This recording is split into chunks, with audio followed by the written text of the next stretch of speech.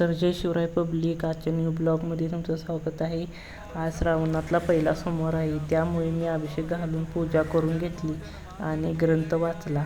त्यानंतर मी सागरेश्वरला निघालो. செம்பருத்தி பூ மொட்டு செல்லம் கொஞ்சுதே தாலாட்ட